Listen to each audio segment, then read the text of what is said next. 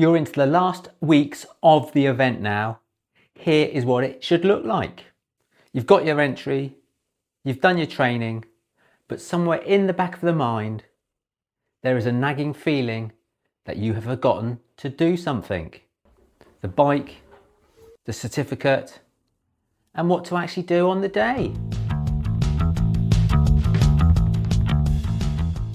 That's you, isn't it? Good, because the fitness conversation is over. If you're not fit enough by now, the next few weeks won't fix it. But everything else, the things that turn a hard day into a disaster, or doesn't, that's all still in your hands. So here are 5 things that this video gives you to do before the 19th of July. The bike, the road, the things that stop you from riding before you've even started, what your legs should be doing between now and then, and one piece of advice that will take the weight off your shoulders for your whole experience. Stay to the end. Number 5 catches people out every year. Number 1, your bike. No service for 6 months. Get it serviced now. When you arrive, every bike shop in the Huez and Alpe d'Huez will be heaving. They won't have time to fix your bike. Trust me, I had a bike shop at the bottom of Alpe d'Huez for 10 years. I know what these events are like. Are you hiring a bike? Get in contact with the hire bike company. Check they've got the right size, that everything is still okay.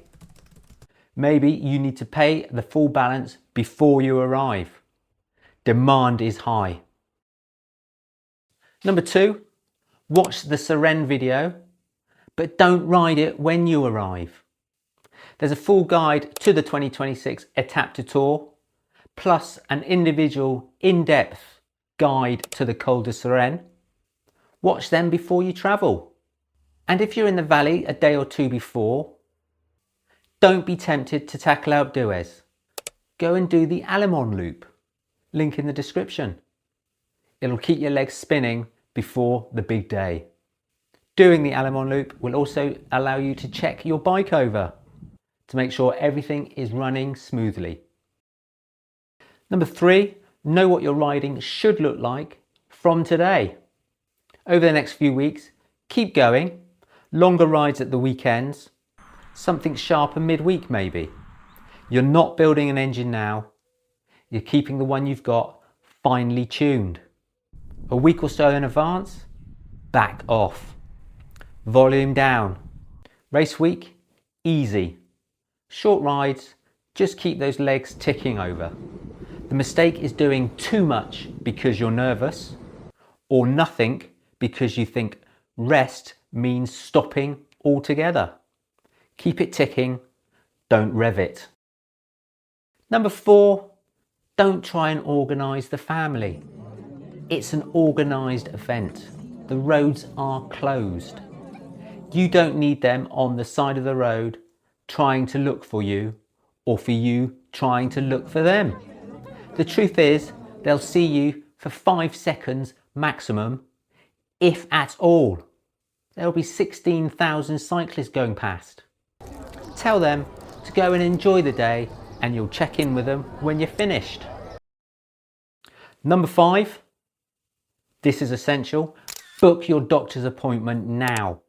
The medical certificate is compulsory. No certificate, no start. That's the rule, not a maybe. A doctor has to sign you off to be fit to compete. And depending on where you live, that might not be a quick and easy thing to arrange, especially if you're chasing a GP in the UK. Leave it to the last few days and you won't be riding. Trust me, I've seen it in the past. 2 things before you go. If it's your first time doing an Etape, I've written an ebook.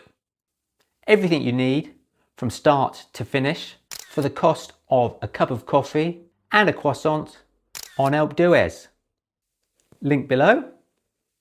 And secondly, if you want something more tailored, your fitness, your strategy, logistics. I do a 45-minute one-to-one call online through Teams. I've ridden this. I live here. It's limited to just 8 slots. Again, you can book that in the link below.